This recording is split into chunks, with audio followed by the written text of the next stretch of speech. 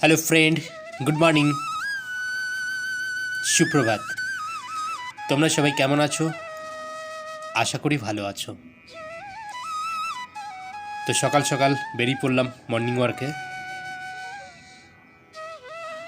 অনেক দিন পর আজ সাইকেলিং করব। আজকের ওয়েদারটাও খুব সুন্দর, রাস্তাঘাটও অনেকটাই ফাঁকা,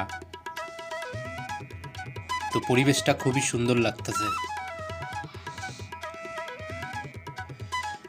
আমি এখন আছি নদিয়া জেলার মুড়াগাছাতে। এইখান থেকে আমি সাইকেলিং করব বেথুয়া বাজার, তারপর সোনাডাঙ্গা, দেবগ্রাম।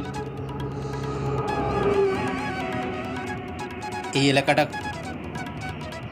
আমার কাছে নতুনই, এর আগে কোনো দিন আসিনি। তো একজনাকে জিজ্ঞাসা করলাম, সে ভদ্রলোক বললেন সম্ভবত এইখান থেকে 8 কিলোমিটার হবে, এর থেকে বেশিও হতে পারে, কমও হতে পারে।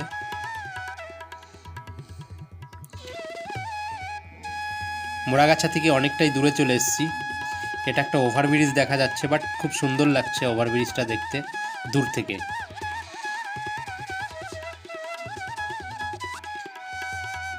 এটা ওভারব্রিজ।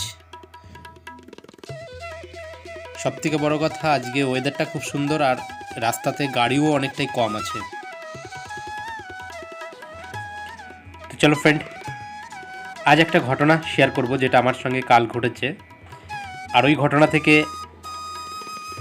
ব্যক্তিগতভাবে আমি খুবই দুঃখিত। সেই ঘটনা থেকে একটা জিনিস শিখতে পারলাম, সেটাই তোমাদের সঙ্গে শেয়ার করব।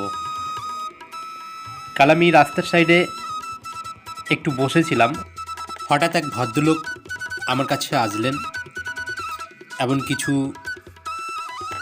কাগজপত্র দেখিয়ে তিনি বললেন যে তার মেয়ে হসপিটালে ভর্তি আছে, ডক্টরে এই ওষুধগুলো লিখে দিয়েছে, তো এই ওষুধগুলো কিনে নিয়ে যেতে হবে, কিন্তু এর যে দাম সেই পরিমাণ টাকা তার কাছে নেই।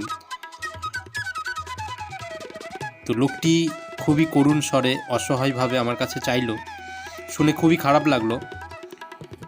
তো আমি তাকে সেই মুহূর্তে বললাম যে ঠিক আছে, আপনি এইখানটায় বসুন 2 মিনিট, কারণ আমার কাছে সেই মুহূর্তে তাকে দেওয়ার মতন কোনো টাকা পয়সা ছিল না, কারণ আমি সবসময় মানি পার্স ক্যারি করি না, ওটা আমার রুমেই ছিল। তো আমি তাকে বললাম ঠিক আছে, আমি 2 মিনিটের মধ্যে আসছি, আপনাকে টাকা দিচ্ছি, আপনি এইখান থেকে কোথাও যাবেন না। তো আমি বলে চলে গেলাম রুম থেকে। আমার ওই পর্যন্ত আসতে যতটা সময় লেগেছে, খুব বড় জোর হলে 2 থেকে 3 মিনিট, এর বেশি নয়। তো আসার পরে দেখলাম ভদ্রলোকটি ওইখানে আর নেই। অনেক খোঁজাখুঁজি করলাম, মোটামুটি আধা ঘন্টা 40 মিনিট ধরে খোঁজাখুঁজি করলাম, তো তাকে কোথাও আমি খুঁজে পেলাম না।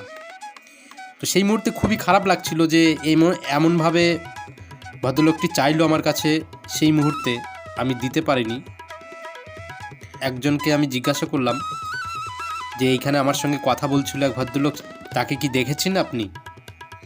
তো সে বলল আপনার সঙ্গে কথা বলতে বলতে আপনি চলে গেলেন, আপনার পিছনে গেট দিয়ে উনি বেরিয়ে চলে গেলেন।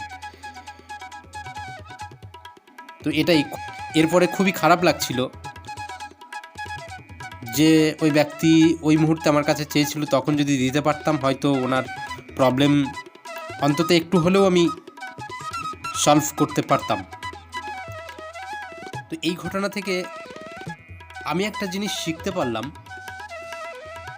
সেটি হচ্ছে যে তোমার কাছে যদি কোটি টাকাও যদি থাকে আর তোমার ইচ্ছা আছে দান করার, যে তুমি ওই অর্থ দান করবে, কিন্তু উপরওয়ালা যদি, ভগবান যদি সেই অর্থে দান করার স্বীকৃতি না দেয়, মানে স্বীকার না করে ভগবান, তাহলে তুমি, তোমার কাছে কোটি টাকার অর্থ থাকলেও তুমি সেটা ভালো কাজে লাগাতে পারবে না, এমনকি তুমি কোথাও দান করতে পারবে না।